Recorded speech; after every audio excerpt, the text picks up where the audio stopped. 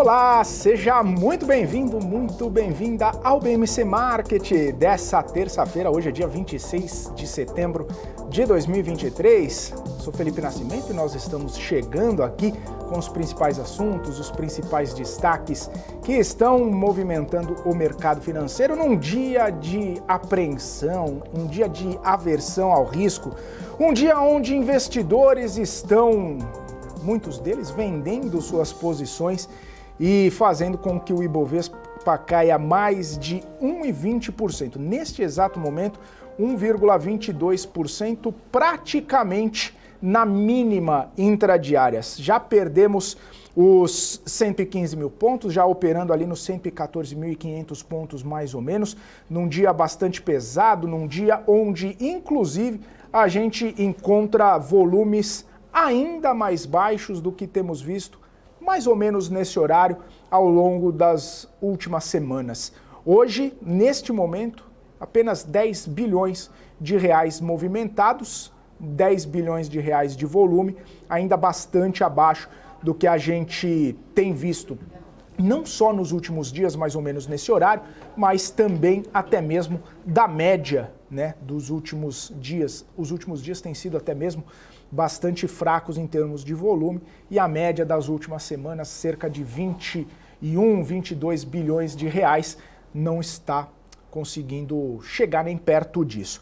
Mas tem uma movimentação importante que a gente monitora aqui, é curva de juros abrindo bastante, né? Os DIs estão no patamar positivo, a curva precificando prêmios cada vez maiores, cada vez mais elevados, diante de um cenário também cauteloso, também de risco lá fora nos Estados Unidos. A gente acaba importando, né, toda essa aversão ao risco, toda essa movimentação, quando a gente vê a curva de juros americana também abrindo, também elevada, e isso pesando sobre os ativos por lá, principalmente sobre as bolsas que a gente vê que seguem nesse patamar negativo. Como a gente tem falado bastante, monitoramos o cenário doméstico, monitoramos os próximos passos, monitoramos os dados que o Banco Central fala muito que é dependente, para a gente tentar criar, né, esse quebra-cabeça, tentar monitorar o que pode ser de oportunidade, o que pode ter de trigger interessante aqui dentro, mas, no fim das contas, o cenário externo continua pesando sobre os ativos por aqui, continua pesando sobre a nossa bolsa, no momento em que os Estados Unidos seguem as voltas com o mais alto por mais tempo dos seus juros, inclusive de dirigentes do Fed, sinalizando que pode haver mais uma alta adicional até o fim do ano e talvez não haja tão cedo um corte nos juros. Para piorar, um cenário mais catastrófico, se a gente pode dizer assim, o CEO do JP Morgan falou que é possível, e até mesmo num cenário catastrófico, o juro lá nos Estados Unidos pode chegar a 7%. Isso seria muito ruim para economias emergentes, especificamente aqui para o Brasil, já que o que a gente sempre fala, o diferencial do juro americano com o juro brasileiro ficaria muito pequeno, e isso tiraria toda a atratividade. Afinal, muitos economistas dizem, né, o Brasil exporta commodity e juro real. Então, no fim das contas, com essa diminuição do spread, a gente poderia ter consequências muito negativas, o que a gente já vem experimentando, diga-se de passagem, em alguns momentos. Fora isso, tem a China também, que acaba sempre entrando no radar, a China com toda aquela movimentação do cenário de setor imobiliário, principalmente com Evergrande. Ex-CEO da Evergrande foi preso, não pagou dívida, Country Garden também cancelando alguns compromissos, e um alto funcionário da China diz que talvez em uma década o setor imobiliário consiga se recuperar de todo o estrago que está passando por enquanto. Enquanto isso, os economistas vão revisando projeções de PIB da China. A S&P Global já diminuiu de 5,5% para 5,2%. O próprio governo chinês já estima um crescimento ali, se conseguir, de 5%. E claro, esse cenário de menos crescimento da China acaba trazendo menos possibilidades, menos crescimento, menos negócios aqui para o Brasil.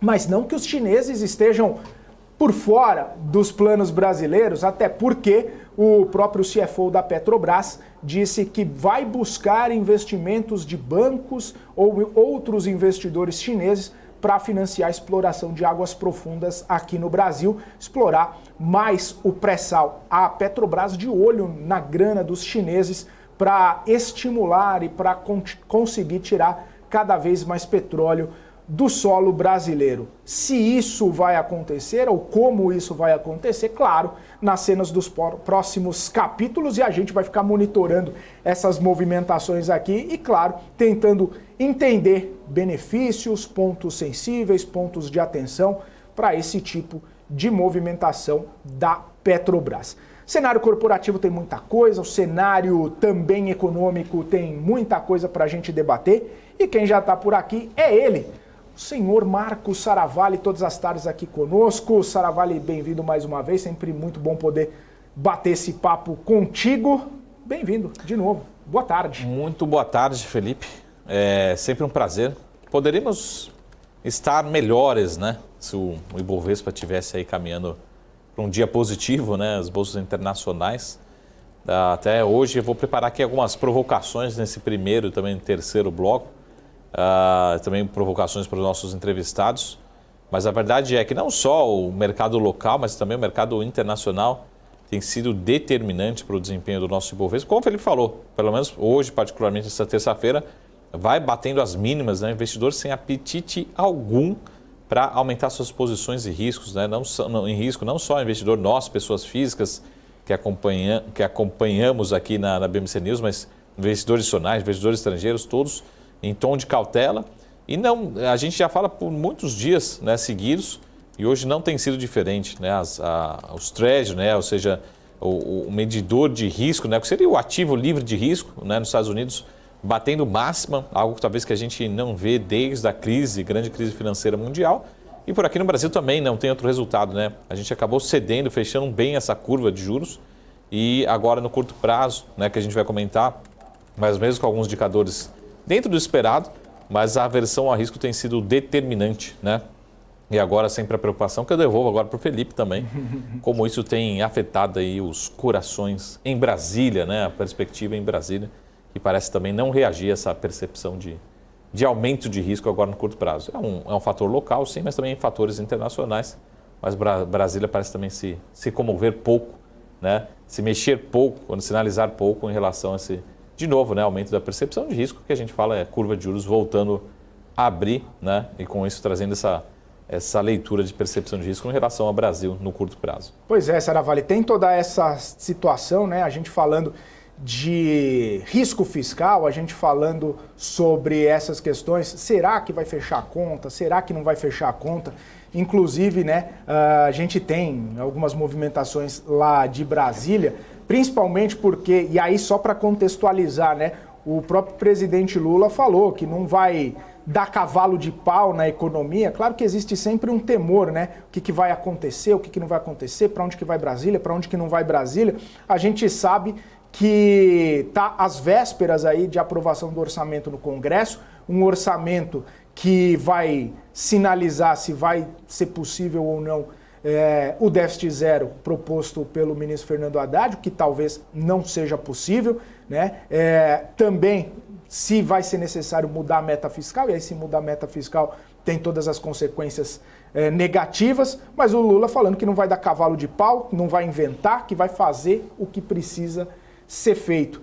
O que precisa ser feito é cortar gastos, né, Saravalli? Será que é isso? Ou será que o presidente tem uma outra interpretação do que precisa ser feito? E a gente também precisa fazer a interpretação da interpretação, né? Assim, o que é não dar cavalo de pau, né? Será que ele está falando não vou reduzir meus gastos, né? Vamos continuar com aumento de despesas, então, pelo menos sem sinalizar, essas foram até as falas de hoje do presidente Lula em relação à economia, né? Continuar priorizando, que é super importante também, a população que necessita de todos esses incentivos, né?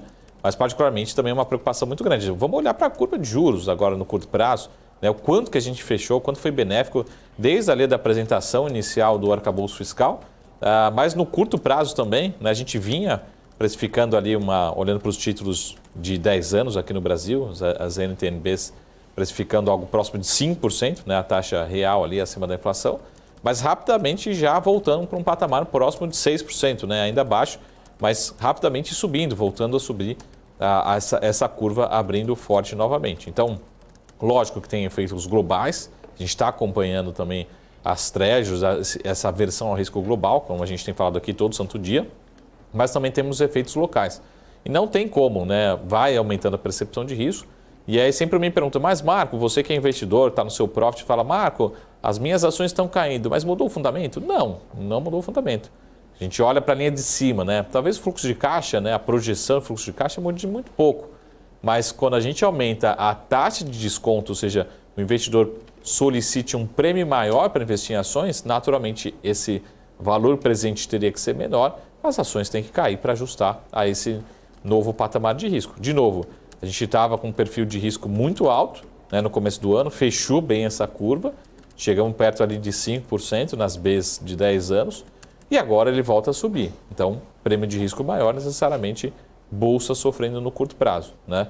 É lógico que a gente vai ficar aqui com uma eterna discussão de quem que é o culpado ou de quem que o percentual de quem que é a culpa, né? 100% do Brasil, 100% do exterior, 50-50, 70-30, mas a gente tem um cenário internacional super desafiador, mas com certeza tem esse prêmio de risco no Brasil que vai subindo agora no curto prazo, vai aumentando, né? Mesmo, de certa forma, para quem olhou o copo meio cheio e para quem olhou o copo meio vazio da ata e do IPCA 15 de hoje, mas a verdade é, dê uma olhada na curva de juros, dê uma olhada nas Bs de 10 anos, né? Seria o nosso ativo livre de risco. Continua trazendo essa pressão, esse aumento da percepção de risco, né?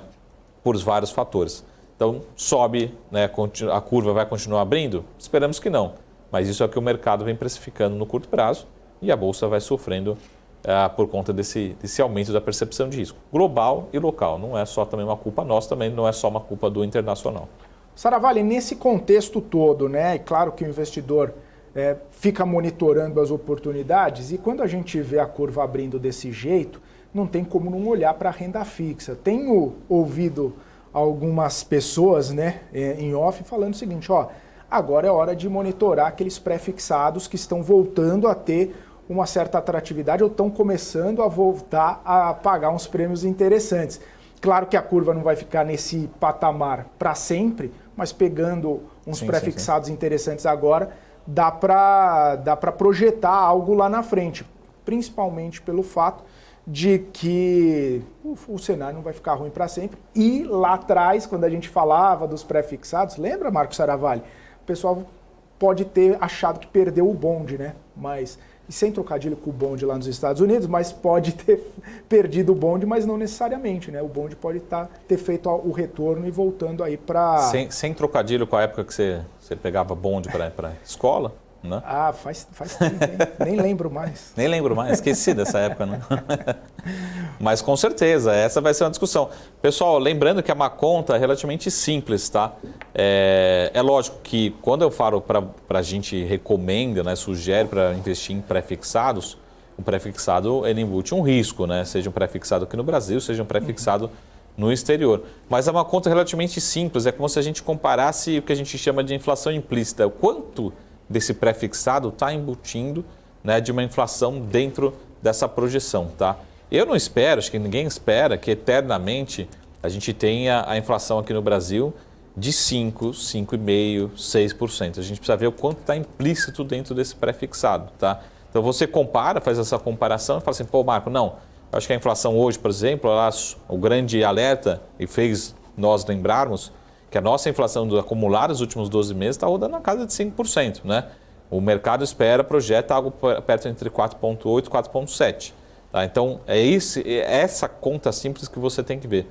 Tá? De novo, no começo desse ano, a gente precisa lembrar, que foi o recado que a gente falou, a inflação, né, ou seja, o que estava sendo precificado nos títulos, a gente chegou a bater quase 7%, a gente bateu 6,5% ali nas Bs no começo desse ano. E a gente sempre falou, é lógico que tinha uma percepção de um novo governo, tem a percepção de mudanças, tem aquela sensação de insegurança, mas parecia ser exagero. A gente estava falando de um cenário que a gente não via desde talvez da época do governo Dilma. E aí cabe cada investidor tomar essa decisão. Eu concordo com o Felipe, acho que vale a pena dentro desse pequeno estresse que a gente está passando agora no curto prazo, olhar para os pré-fixados, né, olhar para essa inflação implícita e tem exagero. Né? Você está falando, quanto vai ter essa inflação implícita? 5,5% para os próximos anos? Eu acho que não. O mercado vem projetando 4,8%, 4,7% para esse ano, para o ano que vem uma taxa menor, para 2025 ainda mais, quase chegando perto de 3%. Então, resume-se, né, conclui-se de uma oportunidade para o investidor que está alocando agora no pré-fixado. De novo, tem risco, mas acho que pode ser um pouco desse estresse também acaba se traduzindo em oportunidades, tá bom?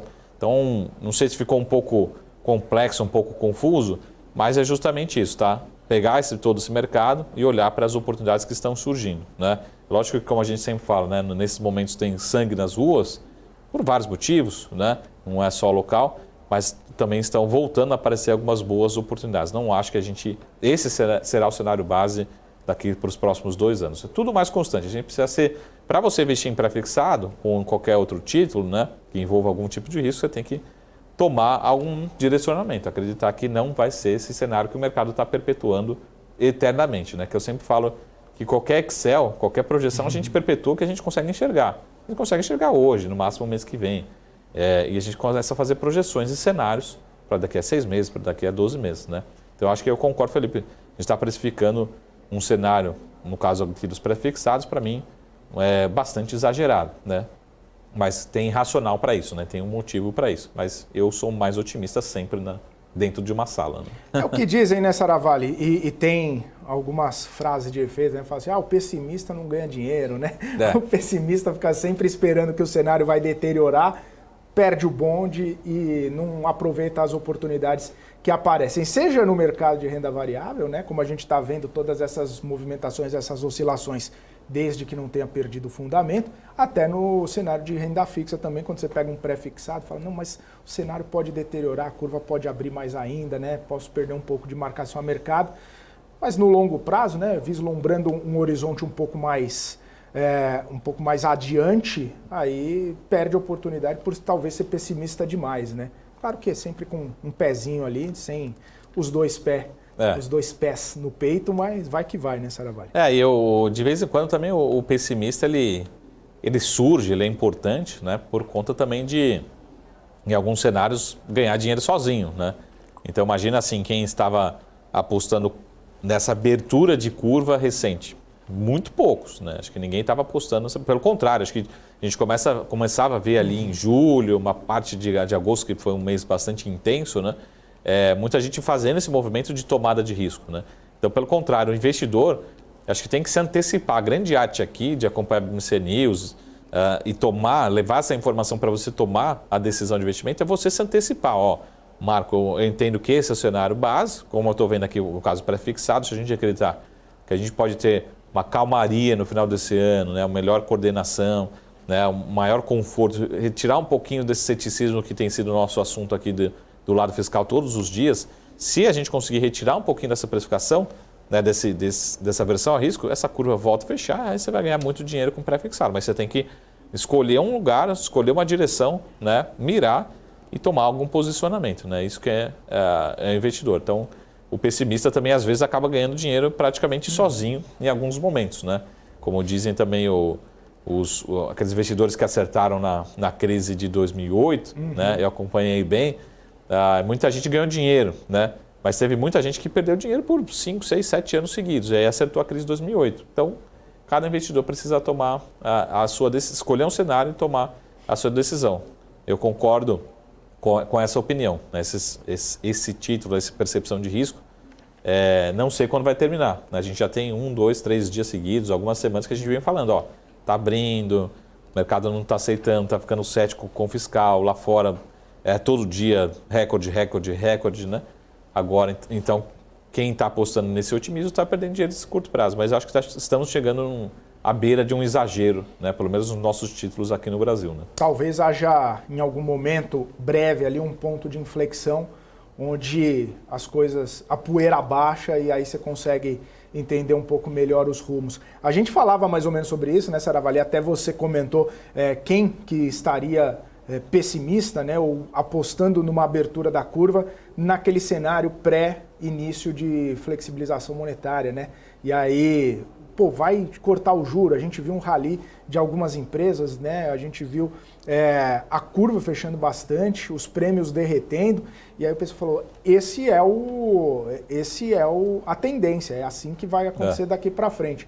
E virou de novo, né? Então, fica um pouco até difícil de projetar, porque às vezes pode virar de novo, e às vezes virar de novo. E aí você tem que ir moldando a estratégia ao longo dos dias, né? E o recado acho que um recado que é importante, primeiro a curva de juros e a outra é a Selic.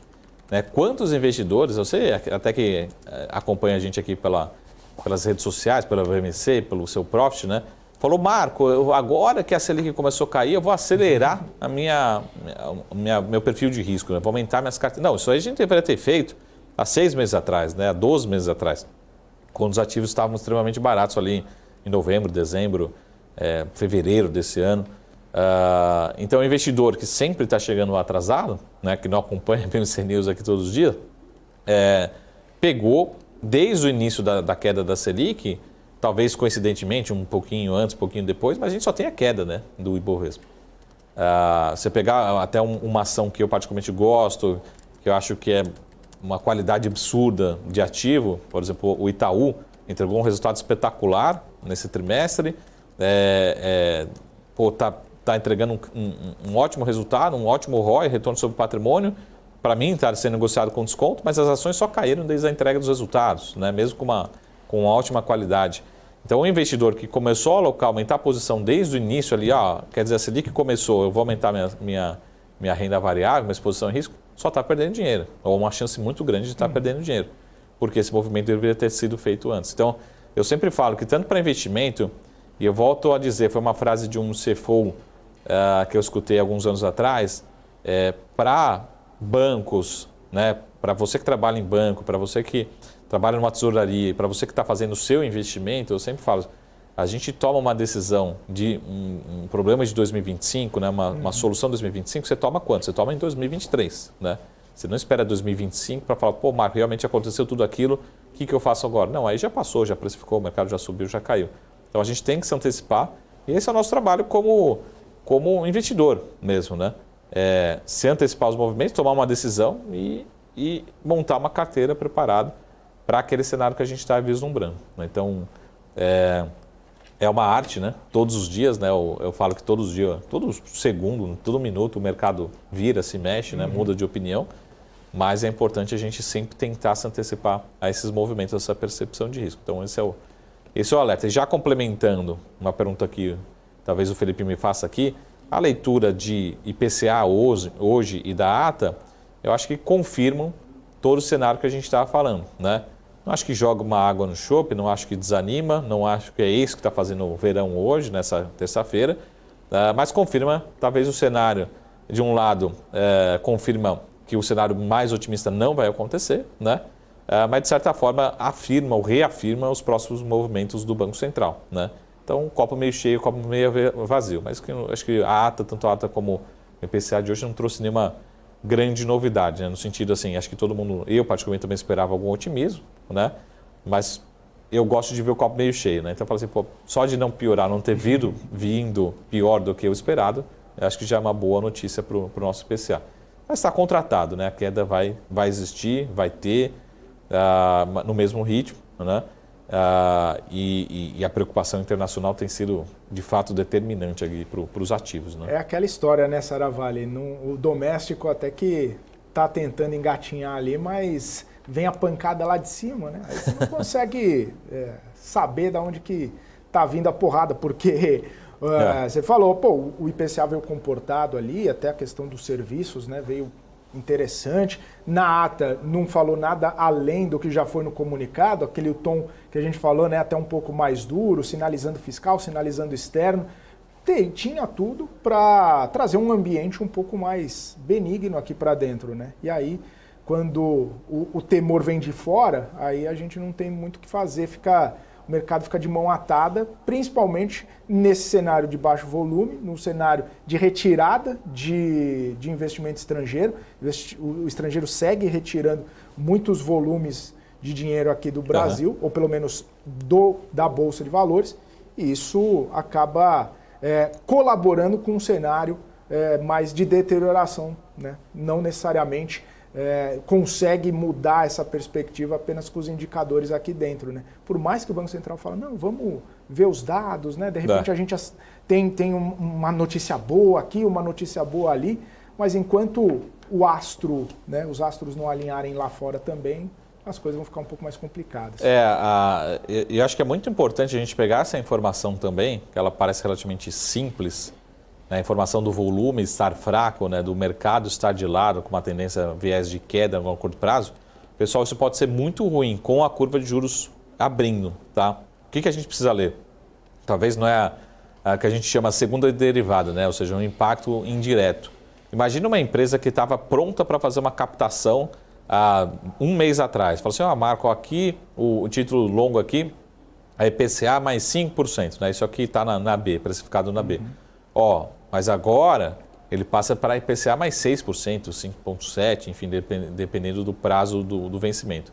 Mas o custo de capital vai aumentar. Provavelmente essa empresa ela está nesse momento de duas uma, né? Ou ela está revendo, fala assim, não vou captar agora, né? E isso se traduz em adiamento de investimento, isso pode impactar no crescimento do PIB, ou o inverso, a companhia está passando por essa captação e não está conseguindo encontrar pessoas, investidores demandando seu título, né? Falando assim, se você for me pagar 5,7%, não, se você colocar um custo aqui de 6,5%, 7%, pode ser que eu tome, mas aquele custo lá já não é mais o mesmo. A empresa, aí fica uma referência circular. Então, esse aumento da curva, essa abertura da curva de juros e com esse volume muito fraco do Ibovespa sinalizam também uma trava, né, uma redução, um fechamento da janela de captação, né, e com certeza menos captação no mercado de capitais e outras fontes, menos investimento contratado à frente. Então, essa é a minha preocupação. Por isso que é muito importante a gente encontrar, né, argumentos para que essa curva volte a fechar. Essa abertura de curva aqui pode atrasar muita programação de investimentos. Então, tudo começa por o que a gente chama ali o lado do direito do balanço, né, com o passivo, com a origem dos recursos. Se as empresas estão encontrando dificuldade em captar ou a janela está fechando, isso pode se traduzir também, possivelmente, em menor crescimento à frente. Tá? Então, essa é a minha preocupação em relação a essa abertura recente. Então, o Ibovespa também é um termômetro, que eu costumo dizer, um termômetro de confiança. Né? Com volume muito fraco, mostra que a confiança está muito baixa, pelo menos no curto prazo. Né? E aí entra num círculo vicioso. Vicioso ruim, né? Então, o investidor já está falando, não vou conseguir captar, não vou conseguir crescer. E essa é a minha preocupação, né? A gente não tem estímulo para fazer novos investimentos. Não é investimento, digo, nós, pessoas físicas, mas para quem está captando, né? Se eu for captar tão caro assim, prefiro não fazer nesse momento ou adiar meu investimento. Né? Espera, e porque longo prazo, né? Pegar uma taxa alta agora, você compromete o fluxo por muito e muito tempo, né? Porque com certeza vai ser uma taxa atrelada ao título público, né? Vou pagar 2% acima do título público, 3%. Mas você coloca 1% de diferença numa dívida de algumas centenas de milhões de reais, você vai saber o quanto você gasta, né? O pessoal está fazendo muita conta na Via, né? Casas Bahia agora nesse momento. Só de juros ali é uma pancada de juros, só de juros, todo o trimestre da Via. É só um caso, porque é o caso mais público, mais comentado, mas pega todas as empresas. Até um pouquinho investidor, você trabalha na operação, passa o dia inteiro operando ali para gerar lucro operacional e gastar tudo em juros, né? Que empresa que quer fazer isso? Então, esse custo de capital ainda elevando agora preocupa bastante essas novas captações que pode traduzir em dúvida para o crescimento. Né? Maravilha, Marco Saravalli. Claro que a gente vai continuar batendo esse papo, a gente vai continuar traçando essas perspectivas aqui e tentando entender, né, onde que a gente consegue trazer um pouco mais de previsibilidade, onde a gente consegue ter um pouco mais de tranquilidade para fazer essas movimentações dentro do mercado financeiro, como tem muita gente comentando aqui comigo, o dia sangrento, né? Um dia sangue nas ruas e um dia onde muita gente prefere não fazer nada a tomar decisões com o fígado. São 2 horas e 59 minutos, a gente vai para um rápido intervalo, daqui a pouquinho. PNC News. Informação que gera valor. O que acontece no mercado financeiro no Brasil e no mundo está na BMC News. São 24 horas de programação para ajudar o investidor na melhor tomada de decisão. Independência e jornalismo sério. Não estamos plugados em nenhuma instituição financeira. Isso nos dá a liberdade de levar a informação sem nenhum viés e sem conflitos de interesse. Ser a ponte entre as notícias, empresas, especialistas e os investidores. Tudo de uma forma dinâmica e com uma pitada de bom humor. Informação que gera valor, você sempre vai encontrar na BMC News.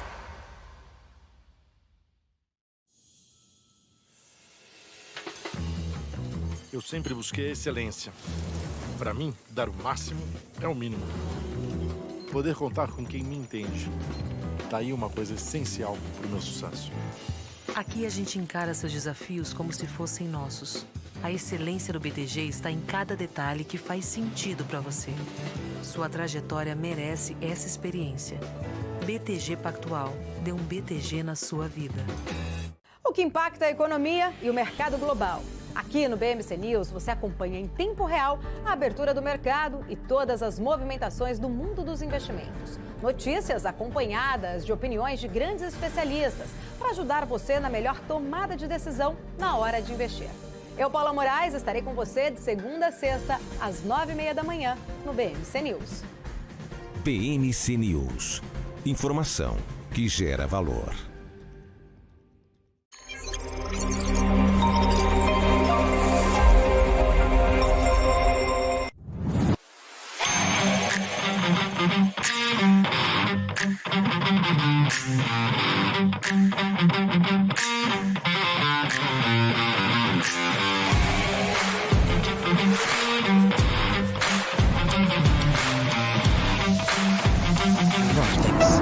Beyond.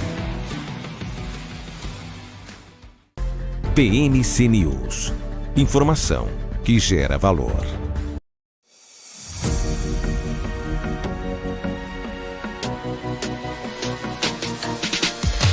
BMC News. Informação que gera valor. Muito bem, estamos de volta aqui na programação, BMC Market ao vivo, 3 horas e 2 minutos.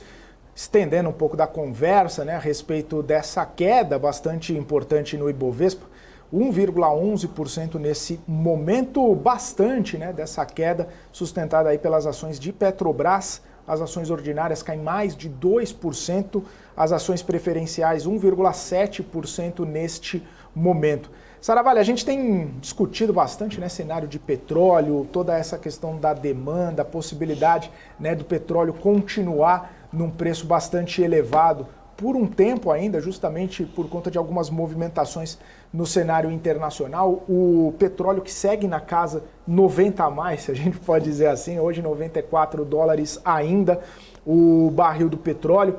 Mas em dia de tensão generalizada, esses ativos também acabam sendo impactados, também por questão de retirada do investimento estrangeiro, né, alguma venda. E uma realização natural das altas recentes, quando o investidor percebe que a movimentação não está muito interessante ali, que pode ter um problema mais à frente ou mais persistente, se desfaz de algum ganho mais expressivo, talvez a gente pode ter essa sinalização no dia de hoje com Petrobras, ou tem mais alguma coisa no radar que você consegue visualizar? Bom, primeira pergunta é: onde estão nesse momento, né, os analistas e estrategistas que projetaram o petróleo a 150 dólares na semana passada, né? Então, há pouco tempo a gente estava falando de 80, 85, 90, 95, aí o pessoal projetou a tendência do gráfico e falou, agora vai para 150 ou mais, né? E de fato, tivemos algumas projeções assim de estrategistas globais, estrangeiros, falando sobre esse exagero. E quão volátil nós estamos passando pelos preços das commodities. Mas particularmente o que a gente tem são dois recados, né? Se a gente hoje até tivemos várias projeções, consultorias revisando o crescimento econômico da China para baixo, né? A projeção sai da casa ali, segundo algumas consultorias, de 5,2% para a casa de 4,8%. Lembrando que a segunda maior economia do mundo é uma revisão forte e drástica, né? Revisando para baixo. Então, consequentemente, do lado da demanda, a gente pode ter menos demanda se traduzindo em menores preços da commodity, né, do petróleo particularmente, tem o seu lado negativo. Então, natural a gente bater uma máxima recente e agora a gente devolvendo. O lado positivo é, como o Felipe falou, nós, né, olhando para você que é acionista de Petrobras, de Prio, 3R, PetroRecôncavo, demais Enalta, outras ações listadas aqui na Bolsa, até internacionais, $90 é um patamar ainda muito rentável para essas companhias. Essas companhias geram muito caixa, que a gente chama de Free Cash Flow Yield, né? Ou seja, a geração de caixa é lógico, né? Para essas companhias, algumas delas fazem trava, fazem algum hedge, fazem alguma proteção, mas a verdade é, $90 ou acima, as companhias são muito rentáveis, tá, de uma forma geral. Tá? E como elas estão cada vez mais eficientes todo trimestre, que a gente chama o custo de exploração está cada vez menor, e essa vai ser uma característica também de Petrobras e Prio, principalmente, a redução do custo, né, exploratório, marginal, consequentemente associado à receita maior, a geração de caixa, margem e rentabilidade vai ser ainda muito maior. E o terceiro fator também é toda essa tendência de valorização do dólar. Tá? Marco, mas o petróleo voltou de 95 para 90.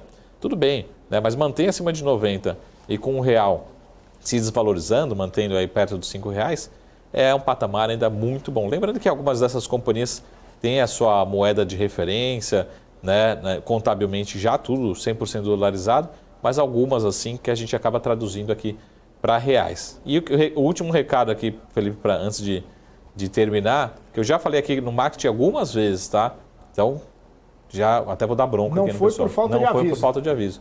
Pessoal, terceiro trimestre, geração de caixa da Petrobras vai ser forte, não tem nenhuma alteração por enquanto, tudo mais constante, e tem a nova política de dividendos. A Petrobras é menor, mas ainda muito forte, muito saudável, tá? Algumas projeções sinalizam um retorno de quase 7%, 8% somente nesse semestre, tá? Estamos falando aí de uma grande parte da Selic precificado num semestre através de dividendos da Petrobras, tá bom? Então, deixar esse recado. E eu já falei, o último recado, só para não ser prolixo aqui. O investidor vem evitando, né, só para terminar um tema aqui, claramente a gente percebe isso, vem evitando algumas empresas que a gente tem uma dúvida muito grande em relação à geração de caixa. Marco, qual são aquele setor que a gente tem dúvida em relação à geração de caixa? Vários, né? Mas acho que o principal deles agora é varejo. A gente falou de varejo no primeiro semestre, estamos falando de varejo agora no Casas Bahia. Então essa é a dúvida. E que setor vai gerar muito caixa? A gente tem uma certeza muito grande, né, que vai gerar muito caixa, é o setor de petróleo particularmente, né? Então, talvez o investidor, falando um pouquinho sobre essa preocupação micro aqui no Ibovespa, só dar uma olhada nos preços, como é que estão os preços no setor varejo como um todo, né? Não é um caso de Casas Bahia isoladamente. Ô Saravalli, rapidinho, para a gente só concluir esse assunto, essa é uma empresa, e a gente falando obviamente de Petrobras, que você monitora, fala, caiu, mas não, de repente perdeu os fundamentos. Então a geração de caixa vai estar ok, a distribuição dos dividendos, não sei o quê.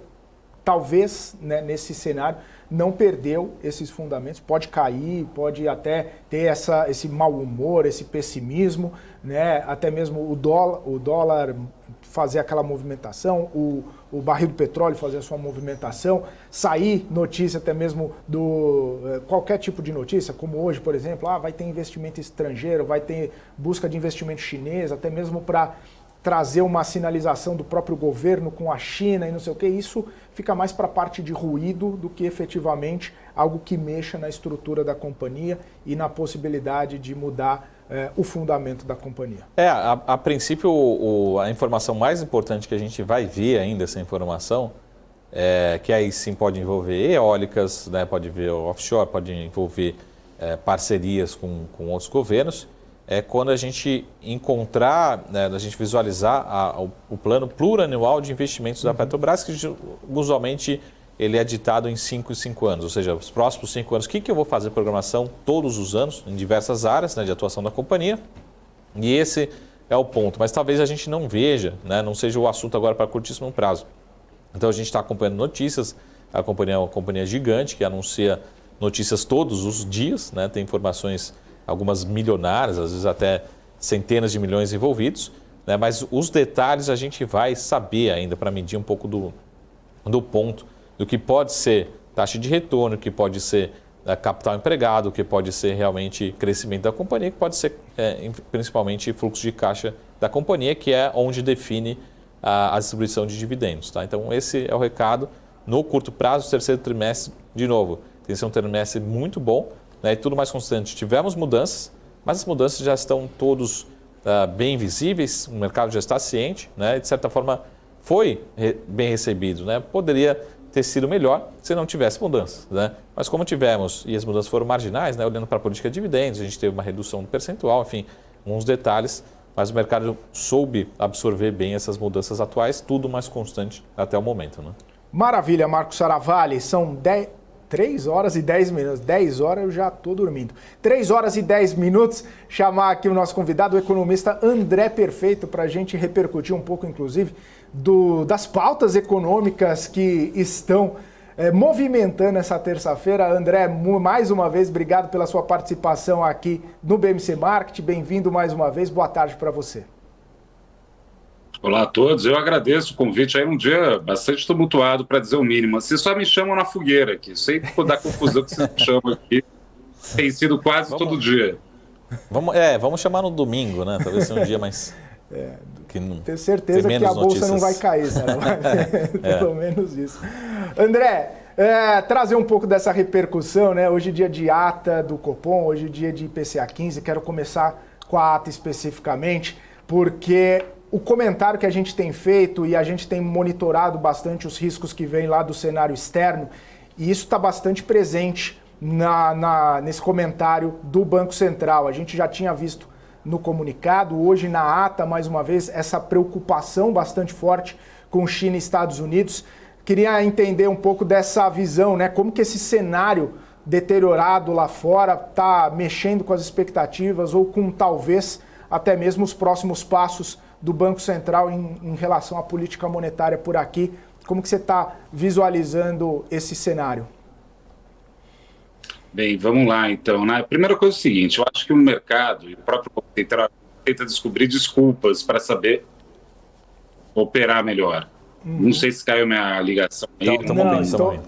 É que você ficou sozinho na tela, a gente está por aqui. Desculpa, porque eu tenho celular, desculpa mesmo. Não, aqui. Fica tranquilo. Vamos voltar um pouquinho, né? A gente tem aí uma leitura aí do Banco Central e do mercado, que às vezes tenta descobrir um tipo de, vamos dizer, perspectiva para justificar alguns movimentos. Por quê? Porque, vamos supor, a China e os Estados Unidos está caindo. A expectativa é de juro para cima ou para baixo, então? Em tese, se a atividade está mais fraca, né, você poderia até ter espaço para juro para baixo. Né? Só que a questão não é nem essa. Eu acho que é muito evidente já há algum tempo que o processo de afrouxamento monetário no Brasil está sendo, na minha opinião, um pouco superestimado, não porque eu não acho que haja espaço até para cair, mas eu sei que o próprio mercado vai começar a se incomodar muito com alguns fatores. Por exemplo, né, a gente viu uma discussão fiscal que está se acumulando, um monte de ruídos. Tá? Quero dizer que o ministro Fernando Haddad, a equipe não esteja fazendo o trabalho, acho que é o que dá para fazer. Mas a gente sabe que depois desse movimento, né, vai ser um pouco... O conjunto de boas notícias vão ficar cada vez mais rareadas, por assim dizer, né? Vai ser cada vez mais escasso boas notícias. Isso tudo para implicar, né, ou para apontar que existe também limitações para um corte de juros tão forte. Mas por que eu estou falando desse negócio que o mercado, principalmente o mercado, arranja desculpa quando quer, né? Porque eu vou falar impressionante nossos colegas, né? Porque antes do corte de juros, o pessoal achava que era 0 ou só 0,25. Aí quando veio o corte de 50, já começou um monte de gente a falar em 75. Falei, calma, não é para tanto assim também, né? Eu acho que essa ata bota uma pá de cal aí nessa expectativa de juros mais fortes na Selic. Não me parece ser o caso. O André, muito boa tarde. Antes de falar de Brasil, só começar pelo top-down, pelo externo. E a gente acha que o Felipe fala quase todo dia aqui, novo recorde no Treasury americano, né, de 10 anos, 30 anos, batendo recorde, a curva invertida. Acho que fazia muito tempo que a gente não via essa curva invertida. Aí a pergunta assim, é para tanto, né? O que o mercado está colocando nessa conta, assim? Porque se a gente olhar nos livros de economia, para chegar nessa inversão de curva, nesses preços, né, é algo muito catastrófico para não dizer menos. Enfim, o que estão colocando na conta, o que estão visualizando, que talvez nem a Bolsa, né, o S&P 500 esteja visualizando que tem muitas ações subindo. Enfim, qual que realmente é o tamanho da preocupação olhando para esses Treasuries americanos? Bem, vamos lá, né, Marco? Eu acho que assim tem algumas questões. Quando você tem uma inversão da curva de juros, isso daí antecipa, não é simultâneo. Né? Então não é porque teve inversão que você vai ter para e passo uma queda dos mercados. Pelo contrário, demora aí uns 6 meses, só pegar isso. A inversão da curva, que nem você muito bem colocou, ela é relevante. Se você pega em pontos base, está no mesmo patamar a inversão do que aconteceu não recentemente, mas na década de 70 e 80. Isso daí é quando a gente teve o choque Volcker depois, por conta de alta de preço de petróleo. Né? A questão da inversão da curva de juros é que o mercado monetário, ele evidencia que ele perdeu a função de articular ao longo do tempo o risco percebido de uma economia. Né? A gente não faz sentido a parte longa ser menor em termos de juros, né, do que a parte curta. Né? Não faz sentido isso nenhum. Né? Isso só acontece porque você teve essa disfuncionalidade. Isso daí tem a ver com o choque que eles tiveram que fazer com a taxa de juros por conta de uma inflação extemporânea. Aí agora que fica a questão. Vamos supor que os Estados Unidos... Eu nem vou colocar na conta que os Estados Unidos vai subir mais a taxa de juros. Vamos deixar que vai ficar nesse patamar, porque a coisa está estranha. Né? A curva tem que desinclinar. Se a curva vai desinclinar, vai ser porque a parte curta vai cair ou porque a parte longa vai subir? Eu acho que a resposta é meio autoevidente, né? Eu acho que a parte longa vai subir e vai continuar subindo. Por isso mesmo, né, que eu tenho insistido na perspectiva que o dólar é pelo menos R$5 no final do ano. Eu não comprei em nenhum momento essa ideia que ia cair, ia despencar lá para baixo. Até imaginei que ia cair até meados do ano, mas depois não tem muito motivo para isso.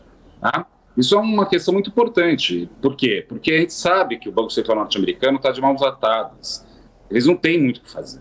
Né? Eles vão ter que deixar essa crise vir. E aí, no ano que vem, quando tiver de fato uma queda da Bolsa mais relevante, né? Uma coisa mais... Não é que não está sendo relevante o que está acontecendo também lá, né? Pode ser muito relevante, né? A tendência que é juros subir? Não, vai ser juros queda. Então aí, de repente, o real se aprecia de novo, na medida que os juros lá têm alguma queda. Mas é isso.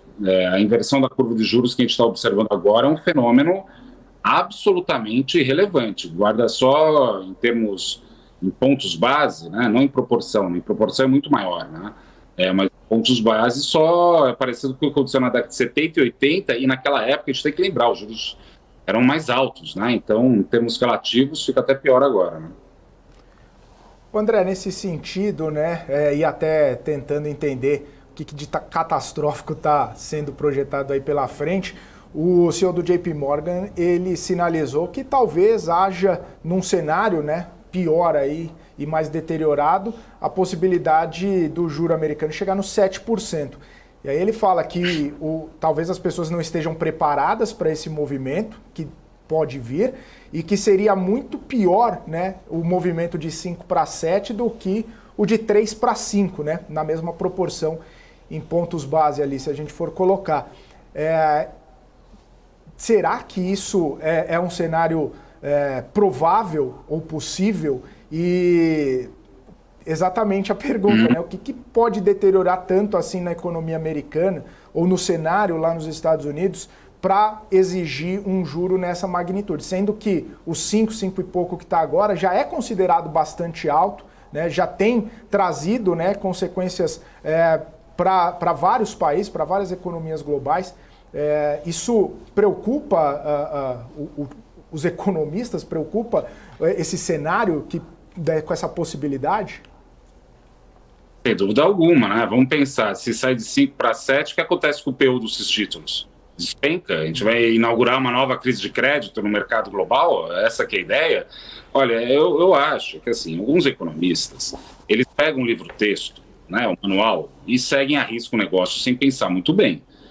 Você dá um outro choque de juro no mercado que já está fragilizado desse jeito, o que vai acontecer vai ser pior, porque aí o Banco Central vai ter que sair correndo catando coco, para se dizer, né? Lá na frente. Deixa esse negócio mais devagar. o nível de incerteza é brutal do que a gente está vivendo, né? A gente, para somar as questões norte-americanas, são questões na China de eventuais crises no mercado, eventuais não, uma situação bastante difícil no mercado imobiliário por lá, que olha só a confusão feita, tá?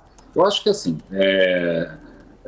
instituições, longe de mim querer também criticar, né, de forma frontal, né, um departamento econômico que nem de um banco desse tamanho, porque obviamente você tem muitos analistas lá, né? Agora, o que eu também quero colocar é que processos de elevação de taxa de juros, com essas evidências que nós temos a respeito de uma situação muito difícil no mercado financeiro por lá, não me parece razoável. Eu vou insistir nessa ideia. Quer dizer que vai jogar o juro lá para baixo? Não. Não é disso que se trata, né? Mesmo, por exemplo, aqui no Brasil, eu acho que tem espaço para cortar a taxa de juros, mas talvez, não é nem eu, insisto, o próprio mercado não vai querer que corte tanto, né? Então, não é nem tanto ao céu, nem tanto ao mar. Em relação ao Brasil, né, a recomendação que eu vinha fazendo, comentando há bastante tempo, é que existe espaço para a Bolsa subir, mas é para comprar Brasil. A gente não tem que comprar. É que o nosso indicador é um indicador muito complicado, o Ibovespa, né? Porque a gente olha para o Ibovespa, ele é altamente sensível a fatores externos, exógenos, e não necessariamente a fatores domésticos, né? Dada a composição de empresas de commodity. Eu não posso ficar comentando empresa, né? Mas vocês sabem do que eu estou falando, né? Dito isso, o que você tem que olhar são empresas ligadas ao setor doméstico mesmo. Isso daí, e é verdade que avançou bastante. Pegando aqui, eu estava vendo aqui antes de entrar, uma empresa ligada à construção civil de baixa renda. Não vou, de novo, não posso citar o nome de empresas porque eu não tenho autorização para isso, né? Mas ela saiu de fevereiro de 5,40 e pouco lá para R$14 já nesse ano, né? E agora está em torno de 10. Já deu também, né? Eu acho que o mercado também fica numa excitação, numa euforia que eu acho que não faz tanto sentido. Isso não quer dizer que não acha que não tem espaço para esse setor doméstico avançar. E eu vou falar qual que é o trigger, na minha opinião. Quando começar a sair resultado de terceiro tri de empresa listada, que é sensível à atividade doméstica, dado a velocidade de recuperação da massa salarial em termos reais, vai ter, sim, uma melhoria nos números dessas empresas. Não tem como a diferença, quer dizer, eu não consigo ver de forma diferente. André, só para complementar, eu sempre falo que o Felipe fica bravo comigo que eu terceirizo. Ele faz a pergunta para mim, eu passo para os convidados. Mas dentro desse cenário, acho que duas perguntas. O que a China poderia fazer, né, para tomar uma atitude? Acho que hoje a gente teve mais uma revisão para baixo de crescimento chinês. E qual que é o tamanho da sua preocupação em relação ao setor de real estate, enfim, todas as últimas notícias? O que pode azedar nesse caldo, né, atrapalhar ainda mais todo esse cenário global? Olha, eu vou ser muito sincero. Quem falar que sabe como funciona a China, o mercado imobiliário chinês, está sendo bastante otimista a respeito de suas próprias capacidades analíticas, né? Mercado que guarda várias diferenças. Por exemplo, a poupança ou a riqueza chinesa é guardada na forma de imóveis. Então, sim, enfim, tem uma série de questões. Agora, o que me parece que o Politburo, né, o Partido Comunista Chinês, entendeu já, é que o novo normal da China é 3%. Não existe hipótese de você continuar acelerando essa máquina desse jeito. Isso daí é pedir para dar inflação ou bolha atrás de bolha, eles sabem disso. Então, assim, não esperemos nada melhor da China. Eu sugiro fortemente, e aí por mais paradoxal que possa parecer, eu vou reiterar essa leitura. Dada a velocidade do aumento da massa salarial real no Brasil e revisões seguidas de PIB, somado a uma queda de taxa de juros que a gente deve continuar observando aqui, onde tem upside é no Brasil, e eu estou falando especificamente de empresas ligadas à atividade brasileira. Muita gente quer operar e fica operando lá fora, não tem nenhum problema, cada um faz o que quer, cada um tem sua tese. Agora, o conjunto de problemas que nós temos, bem, da China estamos falando do mercado imobiliário como um potencial problema seríssimo que vai ter lá. Nos Estados Unidos, insisto, estamos falando de uma inversão da curva de juros que não é brincadeira. Uma inversão de curva de juros implica dizer que o mercado monetário perdeu lógica. Isso é aterrorizante. Eu, como economista, enfim, especializado em política monetária, em dinheiro, né, essa é a minha área de especialização, é a coisa mais assustadora que você pode ver isso. E nesse patamar que está, e tem gente falando que o juro de 10 anos vai cair lá, Não faz sentido isso, está disfuncional. Eu, como também não acho que é absolutamente desprovido de sensibilidade, vamos dizer assim, da própria indústria financeira, achar que vai subir muito mais esse juro nos Estados Unidos. Não tem jeito. Então, assim, estamos com problemas de todos os cantos. A boa notícia, só para terminar aqui talvez nosso bate-papo de forma mais otimista, a boa notícia é que o Brasil é longe, né? Está longe dessas bagunças, por assim dizer, e a gente tem espaço para crescer um pouco mais por nós mesmos. Quer dizer que vai ser aquela euforia toda, que nem eu coloquei. Eu citei aqui uma empresa só, que tem a ver com a atividade doméstica e de segmento de mais pessoas com menos renda, por assim dizer. Saiu de 5 para 10 esse ano. Tem. Travou a conexão do André.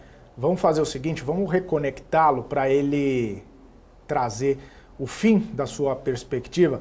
Mas, Saravalli, eu fiquei preocupado, inclusive, com uma frase aqui do André, que a inversão da curva de juros significa que o mercado monetário perdeu a lógica.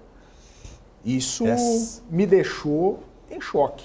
Né? Porque quando a gente fala da inversão e esse movimento, que não é de agora, já vem algumas semanas aí nessa inversão, principalmente porque o mercado não consegue projetar, né, uma melhora no ambiente no curto prazo, ainda muitas incertezas no curto prazo. No longo prazo, é que assim, deixa o problema para o longo prazo, lá talvez as coisas estejam um pouco melhores. Mas é preocupante, né? Eu não tinha ouvido uma fala tão contundente ainda sobre esse movimento. Tem uma outra fala do André também que traz preocupação, né? Até fazendo aqui um desenho, né? O meu desenho vai ficar horroroso, mas a gente sempre precisa entender que assim, o que é a inversão da curva? É que o curto prazo, né? Ou seja, vou emprestar o dinheiro para o Felipe, né? Você vai me devolver daqui a 1 ano, 5%. Não, Felipe, faz o seguinte, me devolve daqui a 5 anos, eu te cobro só 4,5%. Como isso? Né? Assim, isso que é a inversão da curva, né? Você empresta por maior tempo e você tem um juros menor, né? Paga menos. Você paga menos. Então, isso é a inversão da curva. Então, é isso que existe essa irracionalidade.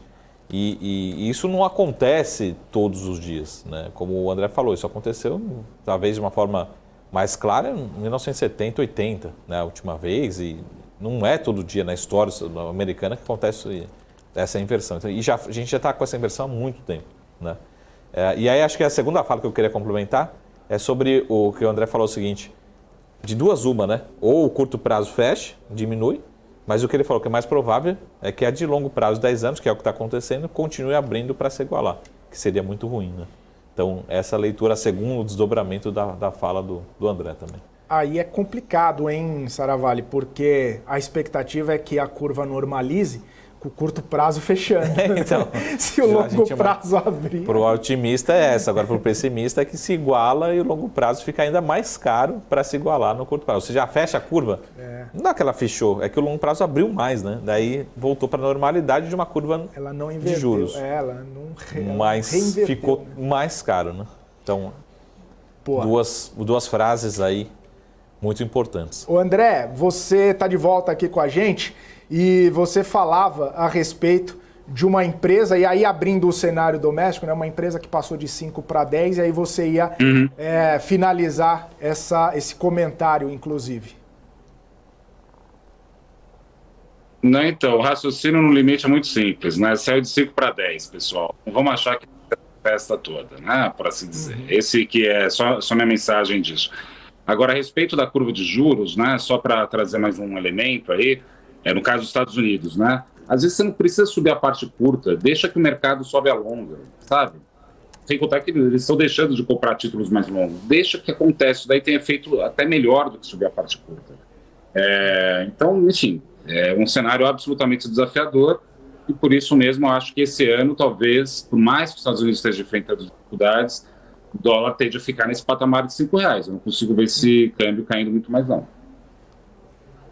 O André, até complementando o câmbio, né, tem esse desafio externo de pressão do dólar em relação a diversas moedas, mas quando você falou que talvez o Brasil seja aí um dos poucos poucas regiões bastante distantes da China, enfim. Será que também a gente não pode ter algum momento, alguma pressão de valorização do real, na medida que, como a gente até viu hoje, a China querendo se aproximar da Petrobras para fazer investimento por aqui, enfim. Você não consegue ver um influxo, né, voltando, que a gente viu ali no primeiro semestre, e trazer uma apreciação do nosso real, olhando para esse potencial de crescimento de PIB por enquanto, né, enfim, todo esse diferencial que o Brasil vem tentando ler um pouco do lado um pouco mais otimista ou de valorização do real aqui?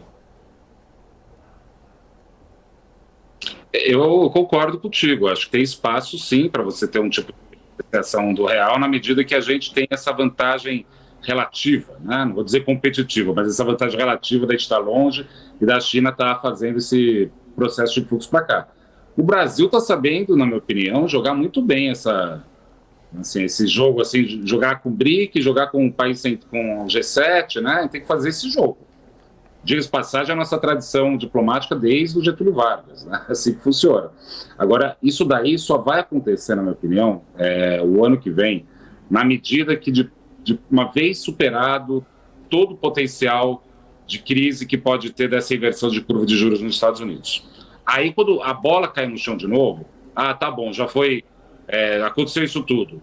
Para onde vai o dinheiro? Aí tem um país na América do Sul que está com uma perspectiva de crescimento relativamente boa, né? E está, em alguma medida, até blindado de outros problemas que o resto do mundo está sofrendo. Aí eu acho que o real volta a apreciar, mas não agora. Mas eu concordo contigo. Se eu estou otimista com o Brasil, eu tenho que estar otimista com o real também. Só não acho que já é isso por conta dessas peculiaridades bastante curiosas, para dizer o mínimo, né, da curva de juros nos Estados Unidos. Isso daí é seríssimo.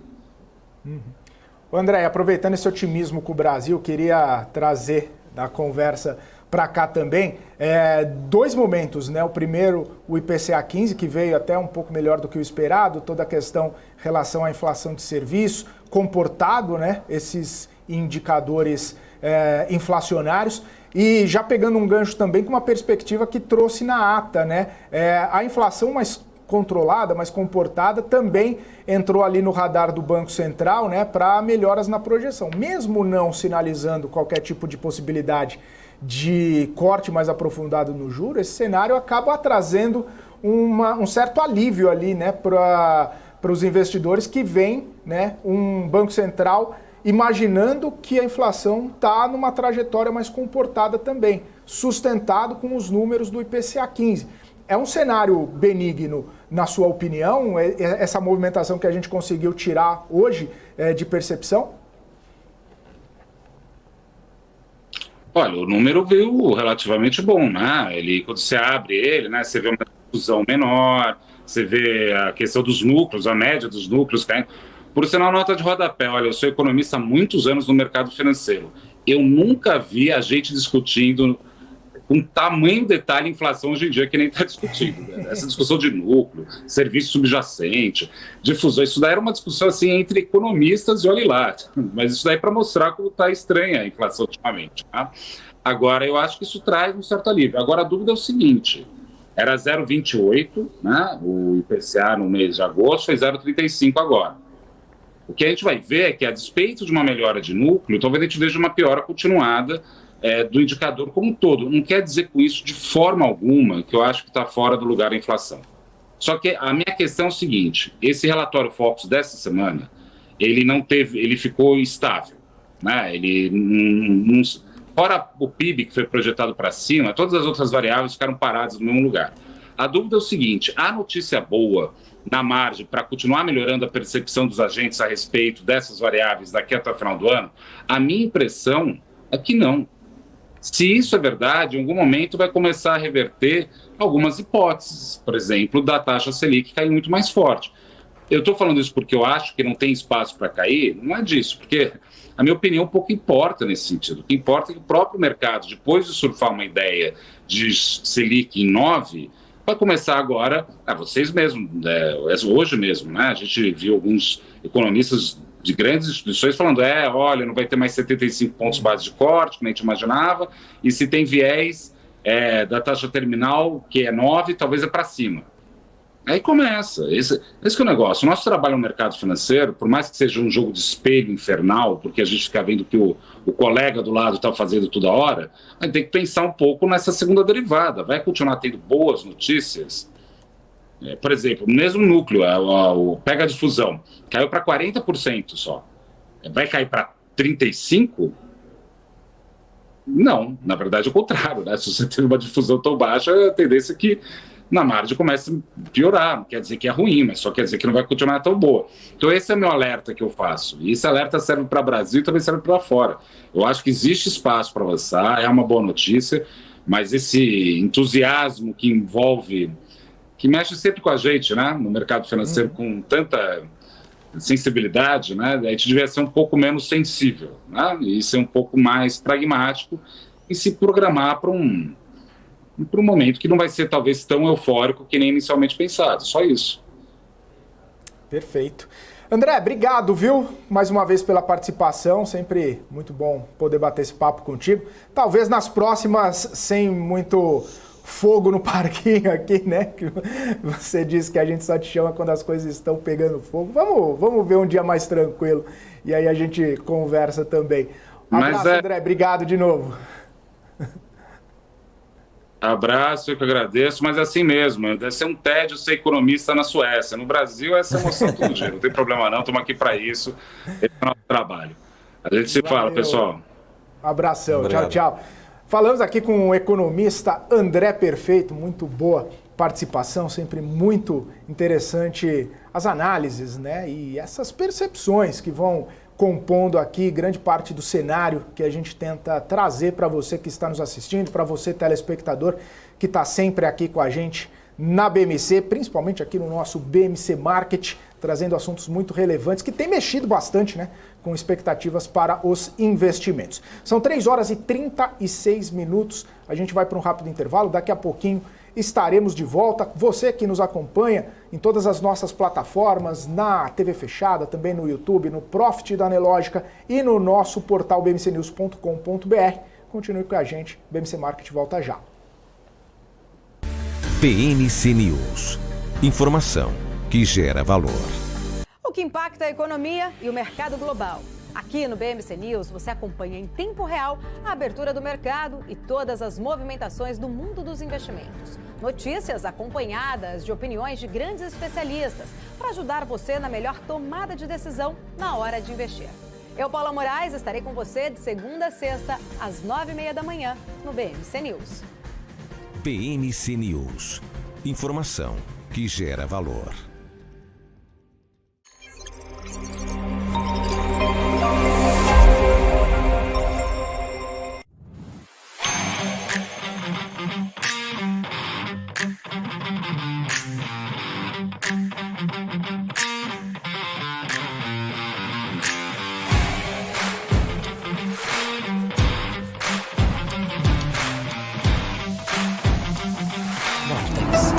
Beyond.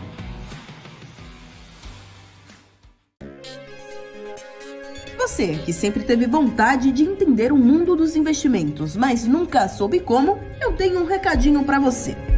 Em parceria com a B3, a BMC News traz o BMC Quest. Serão ao todo 14 módulos que vão ajudar você a se tornar confiante para tomar as decisões na sua vida financeira, conquistar um futuro promissor e ter uma melhor relação com o seu dinheiro. Tudo isso em um só lugar com um time de especialistas de ponta. As ações listadas nas bolsas, os fundos de investimentos, fundos imobiliários. Embarque nessa jornada com a gente você também. Saiba mais em bmcnews.com.br/class ou escaneie o QR Code que está aparecendo na sua tela.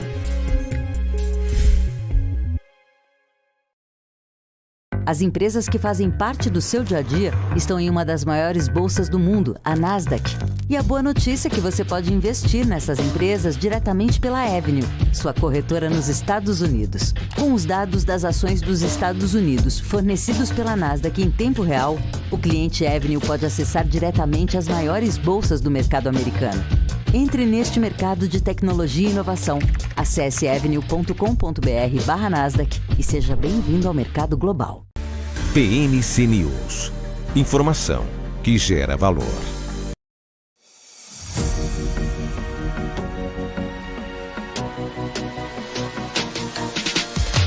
BMC News, informação que gera valor.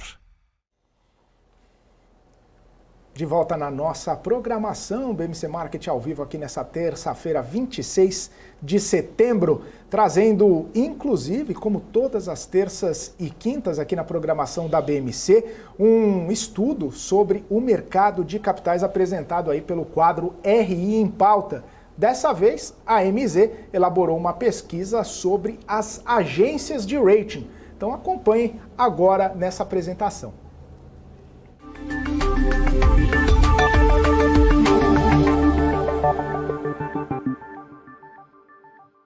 Olá, boa tarde a todos. Eu sou Cássio Rufino, CFO e CEO da MZ. E como vocês já sabem, o RI em Pauta é nosso encontro para falarmos dos principais assuntos que permeiam os bastidores da área de relações com investidores. O famoso RI, com estudos exclusivos do mercado de capitais. Hoje, o nosso tema por aqui são as agências de rating. Mas afinal, vocês sabem qual é a real função dessas agências que desempenham um papel crucial no mercado financeiro? Bom, para quem ainda não sabe, vamos entender juntos. As agências de rating são instituições privadas e independentes que avaliam a qualidade de crédito das empresas, governos e títulos de dívidas. Em outras palavras, essas agências estudam os riscos e as capacidades das organizações honrarem seus compromissos financeiros. Dessa forma, elas acabam dando mais segurança para o investidor na hora de escolher onde alocar o seu dinheiro. Sempre que uma agência de rating emite um parecer sobre uma determinada companhia, essa empresa precisa comunicar o mercado arquivando um documento na CVM. E é aí que nós entramos. Na MZ fazemos um acompanhamento periódico dessa documentação enviada para a CVM. Os principais insights gerados deste levantamento, que contempla esses 8 primeiros meses de 2023, nós vamos acompanhar agora. Lembrando que o estudo completo está disponível no QR Code acima. De acordo com o estudo, 92 companhias arquivaram 145 relatórios de rating até 31 de agosto de 2023. Essas empresas representam 17 setores diferentes, sendo que o de saneamento, água e gás é aquele com maior quantidade de companhias arquivando documentos, com um total de 17. Já quando falamos das companhias que mais arquivaram relatórios de rating este ano, temos a AES Brasil, o Banco do Brasil e a Klabin, cada uma com 4 arquivamentos realizados. Agora, falando das agências, a Fitch Ratings foi a instituição de maior destaque na elaboração dos relatórios no acumulado do ano, representando 47% do total de documentos identificados no site da CVM. Na sequência, temos a Moody's e a S&P Global Ratings, ambas com pouco mais de 26% do total. A perspectiva geral das companhias se manteve estável em 78% das atribuições feitas pelas agências. Aqui vale destacar que os principais fundamentos identificados nos relatórios das agências foram a alavancagem e a liquidez das companhias. O estudo ainda conta com diversos temas importantes. Então, para quem quiser acompanhar na íntegra, basta acessar o nosso website. É a MZ empoderando os profissionais da comunicação financeira a gerarem mais valor para seus stakeholders.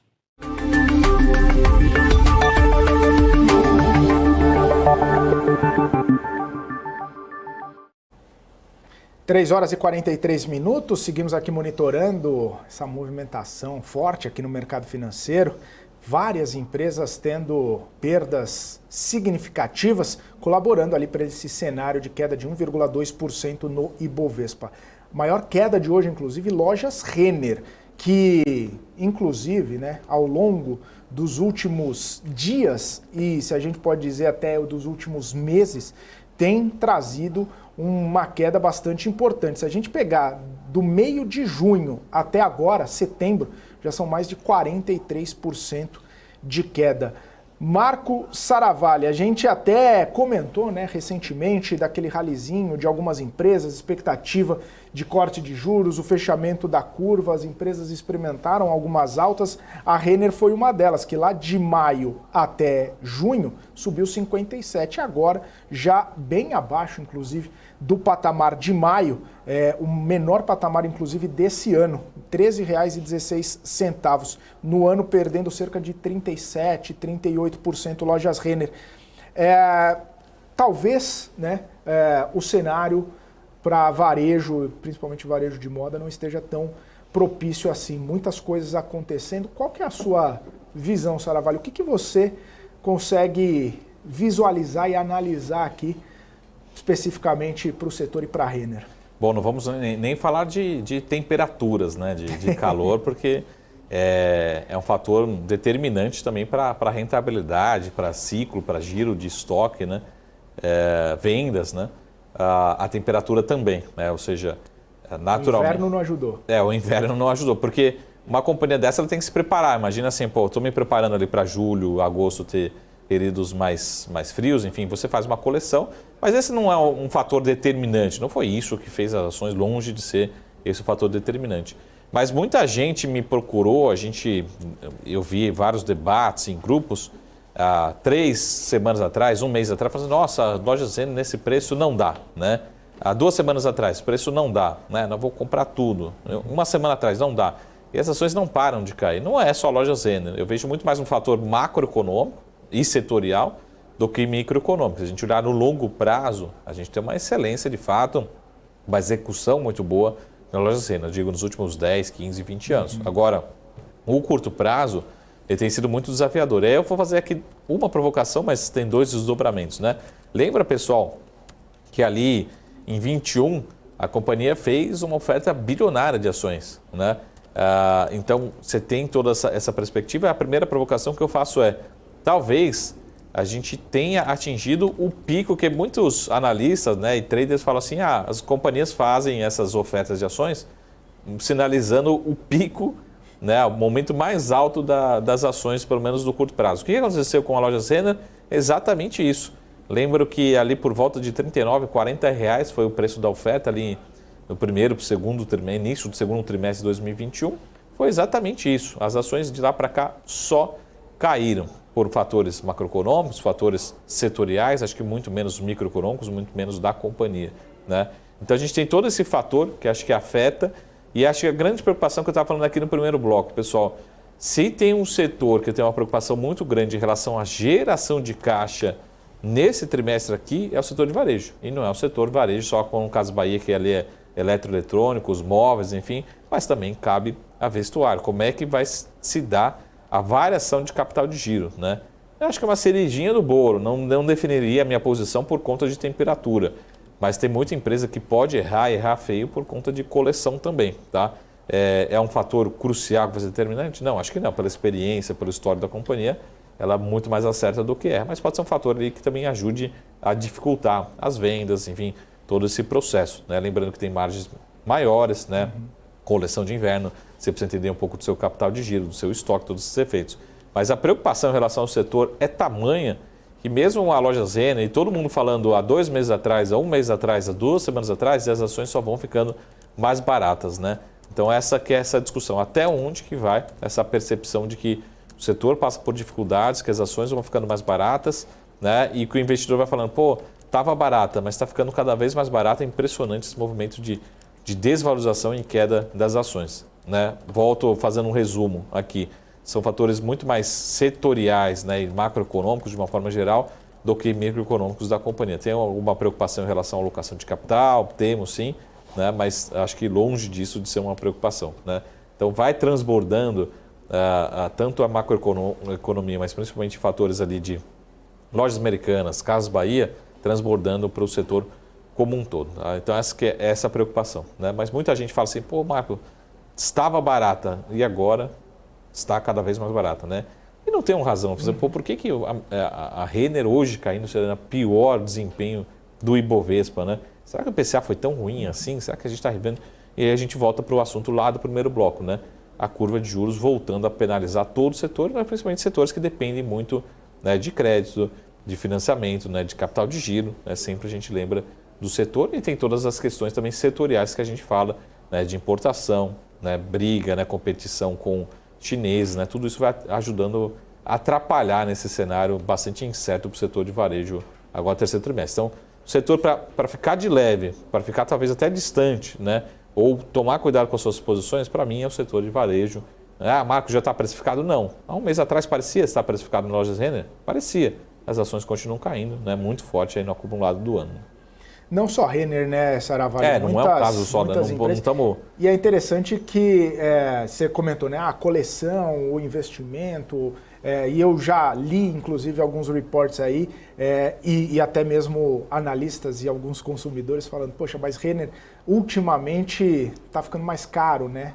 E aí é o efeito da inflação ou é o efeito de que está mais... tá difícil competir com as outras empresas, está mudando o perfil da marca, da roupa e tudo mais, e talvez algumas escolhas, né, da própria marca, da própria companhia, de priorizar uma roupa talvez com uma maior qualidade, mais cara, perdeu o público ou se descolou um pouco do público. Enfim, várias coisas que podem ser levadas em consideração também nesse cenário aí, né? E tem fatores assim de longo prazo, que são fatores de longo prazo, mas eles têm mudado tão rapidamente. 2020, 2021... Não se faz mais longo prazo como antigamente, né? Hoje o longo prazo amanhã. É uma semana. Lembra de 2020, 2021? A gente falava assim, ó, pessoal, quem não tem online quebrou, né? E aí foi o boom das empresas online. Em 2023, pessoal, quem não tem loja física está passando sufoco, ou seja, você tem que ter loja física, onde está vendendo, onde está recuperando, onde está entregando margem, rentabilidade, loja física. Agora, lógico, também não adianta você ter uma pancada de loja física, porque a gente vê um caso como a Lojas Marisa e outras lojas que estão fechando suas lojas físicas. Também tem muita loja que não é rentável, que tem sobreposição, que tem uma competição muito grande.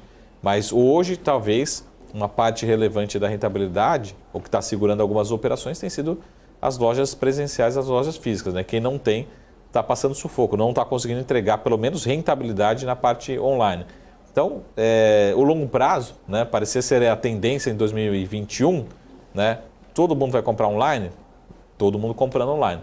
Mas hoje você também quer essa experiência, estar próximo, tem essa competição de importados, tem mudado, né, muito rápido as questões do setor. Mas, de novo, para mim, a principal preocupação é capital de giro, né? O custo de capital muito alto e qualquer errinho que você possa fazer em termos de competição, tributário, né, de estoque, isso pode ser crucial para a rentabilidade e para a geração de caixa mesmo. Pessoal, a gente precisa olhar com lupa a geração de caixa, né? Às vezes a gente fica preso ali no EBITDA, né, nesse trimestre, mas olha a geração de caixa, principalmente o consumo de capital de giro nesse trimestre, né? E o custo de capital, né? A gente viu várias empresas aí levantando capital a custo muito caro, tá? Então essa é a preocupação. Não vejo um grande fator e não é algo específico da Lojas Renner, né? Eu acho que é muito mais macroeconômico e setorial que acaba trazendo todas as ações do setor para baixo, né? Fechou, Marco Saravalli. E a gente já está encaminhando aqui para a reta final, mas um minutinho aí para 40 segundos para considerações finais. Nessa terça-feira, rendeu, hein, Saravalli? Bom. Muita coisa no radar. Muita coisa no radar, muita calma nessa hora. E, para quem não estava aqui no primeiro bloco, vamos falar um pouquinho de investimento de renda fixa. Para mim, começa a ter um exagero de novo, né, nessa abertura de curvas. Não espero continue abrindo, né, nem nos Estados Unidos, nem aqui no Brasil, mas principalmente no Brasil. E talvez aqueles investimentos, vamos falar um pouquinho aqui de renda fixa hoje para a gente terminar. Dê uma olhada que a gente está falando, seus pré-fixados, né? Começam a aparecer boas oportunidades também pré-fixado, acreditando naquilo que o André estava falando, né? Num tom mais otimista, né? Num crescimento mais forte, né? Talvez entrada de recursos, olhando para 12, 18 meses, a gente possa estar talvez chegando num pico aí desse exagero. Né? Esperamos, né? Tudo mais constante. Fechou, Marco Saravalli. Muito obrigado, sempre Ótima um prazer. tarde. Ótima tarde. Amanhã estaremos juntos novamente. Valeu, gente. Obrigado pela companhia, obrigado pela audiência. Amanhã voltaremos 2h30 da tarde. Forte abraço. Tchau, tchau.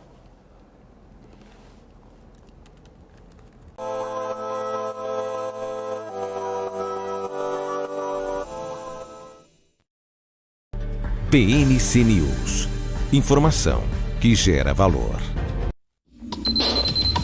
O que acontece no mercado financeiro no Brasil e no mundo está na BMC News.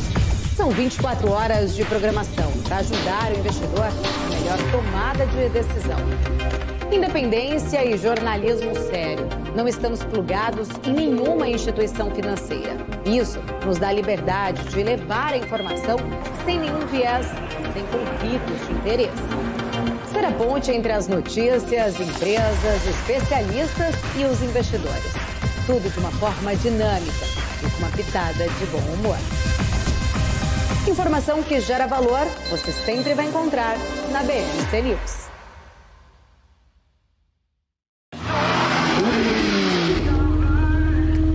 Boa volta. Cara, demais. foi boa.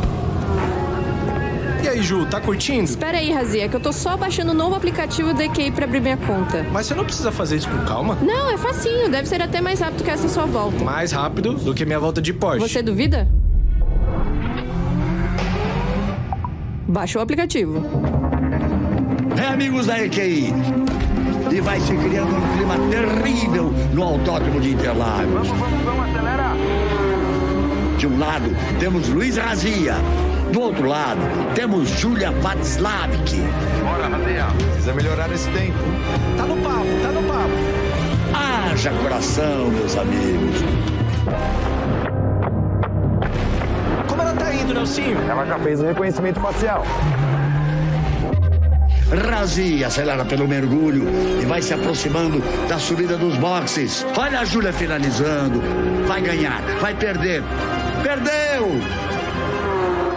Ganhou! Mas, na verdade, quem ganha mesmo é você, que consegue abrir sua conta na EQI Investimentos tão rápido quanto o tempo que você levou para assistir esse filme aqui. Entender o modelo de negócios, os resultados e as estratégias das principais companhias do Brasil é essencial para tomar as melhores decisões na hora de investir. E é isso que nós trazemos no BMC Business. Entrevistamos os CEOs e diretores das principais companhias de capital aberto do país. Eu sou Gabriel Monteiro e encontro você no BMC